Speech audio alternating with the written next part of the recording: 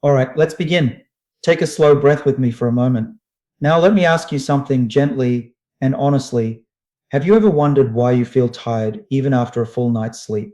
Why your workouts don't give results like they used to? Why fat seems harder to lose and energy harder to find even though you're doing everything right?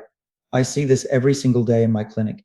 Good people, smart people, trying their best and quietly blaming themselves. But here's the truth I want you to hear calmly and clearly.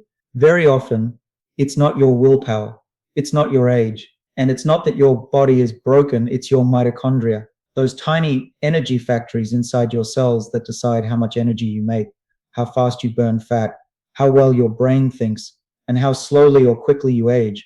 And here's the part that should give you real hope. Your body can make new mitochondria even later in life, even if your energy has been low for years. And today I want to walk you through four foods, just four that have solid scientific evidence behind them, showing they help your body create new mitochondria and make the ones you already have work better. No hype, no miracles, just real biology explained calmly, like I would explain it to someone sitting across from me. So let's start gently. Inside every cell of your body are hundreds, sometimes thousands of mitochondria. Their job is simple, but absolutely vital. They turn the food you eat and the oxygen you breathe into ATP, energy, not motivation, energy, real cellular energy. When mitochondria are healthy, people feel clear-headed, strong, warm, and resilient. When mitochondria struggle, people feel exhausted, foggy, inflamed, and stuck.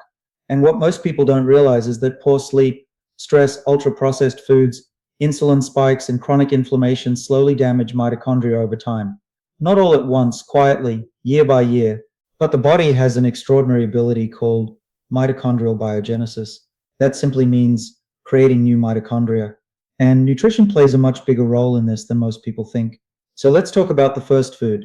The first food is fatty fish, especially salmon, sardines, and mackerel. Now, when I recommend fatty fish, people sometimes tense up. They think I'm about to give a diet lecture. I'm not. I'm explaining a mechanism. Fatty fish are rich in omega-3 fatty acids, especially DHA and EPA. These fats don't just lower inflammation, they physically integrate into the membranes of your mitochondria. Think of mitochondrial membranes like the walls of a power plant. If the walls are stiff, damaged, or inflamed, energy production drops. When omega-3s are present, those membranes become more flexible, more efficient, and more resilient. But here's where it gets truly interesting. Omega-3s activate pathways in your cells, particularly PGC1 alpha, which is a master regulator of mitochondrial biogenesis. That's not marketing language, that's molecular biology. When PGC1 alpha is activated, your cells get a signal that says, we need more energy factories, and your body responds by building them. Clinical studies show that people with higher omega-3 intake have improved mitochondrial efficiency, better fat oxidation, and lower markers of cellular stress. In real life, what does that mean? People often notice steadier energy, less joint pain, better exercise recovery, and clearer thinking. Not overnight, but steadily. Now let's move to the second food. And this one surprises people. It's berries, especially blueberries. Small, simple, often underestimated. Berries are packed with polyphenols, particularly anthocyanins. These are powerful plant compounds that protect mitochondria from oxidative damage. But protection is only half the story. Anthocyanins also stimulate the same mitochondrial growth pathways we just talked about. They reduce mitochondrial DNA damage, improve electron transport chain efficiency, and reduce the amount of leaked energy that turns into harmful free radicals. In plain language, your mitochondria burn fuel more cleanly. And there's another quiet benefit here. Berries improve insulin sensitivity. That matters because high insulin levels suppress mitochondrial biogenesis. When insulin stays elevated all day from refined carbs and sugars, your cells stop investing in new energy systems. Berries give you sweetness without that metabolic damage. I often tell patients this gently. Your body loves color when it comes from nature. Deep blues, purples, reds, these colors signal protection, repair, and renewal at a cellular level. The third food I want to talk about is something many people avoid out of fear: eggs, whole eggs, not just the whites. Eggs contain a nutrient called choline, which is essential for mitochondrial membrane structure. They also contain B vitamins, especially B2 and B5, which are required to convert food into ATP. Without these vitamins, mitochondria can't do their job efficiently. But there's something even more important. Eggs provide sulfur-containing amino acids. These are necessary for glutathione production, your body's master antioxidant.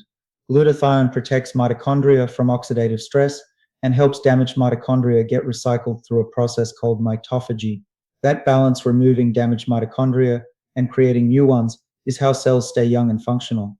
When people cut out eggs unnecessarily, I often see fatigue, poor recovery, and hormonal issues creep in. Eggs are not the enemy. In most people, they are a quiet ally.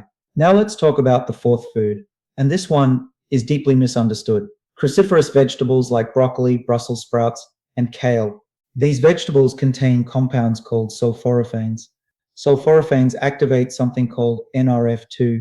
This is your body's internal defense and repair switch. When NRF2 is activated, cells increase antioxidant enzymes, improve mitochondrial efficiency, and enhance mitochondrial biogenesis. It's like turning on your body's own repair crew. What I love about this pathway is that it doesn't force the body. It supports it, it nudges your cells toward resilience instead of stress. And there's an important emotional piece here.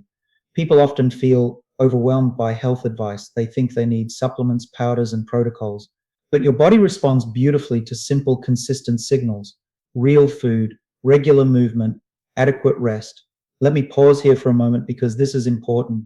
You do not need to eat all four of these foods perfectly every day. That's not how biology works. Your body listens over time, 2 or 3 times a week of fatty fish, a handful of berries most days, eggs a few times a week if you tolerate them, cruciferous vegetables rotated in gently. This isn't pressure, it's partnership. And now I want to say something honestly with care. If you've been exhausted for a long time, if your body feels like it's working against you, that doesn't mean you failed. It means your cells are asking for support. Mitochondria are not just energy factories. They are decision makers. They influence inflammation, hormones, aging, and even mood. When mitochondria suffer, people often feel anxious or low without knowing why. When mitochondria recover, people often say, I feel more like myself. That's not psychological. That's cellular.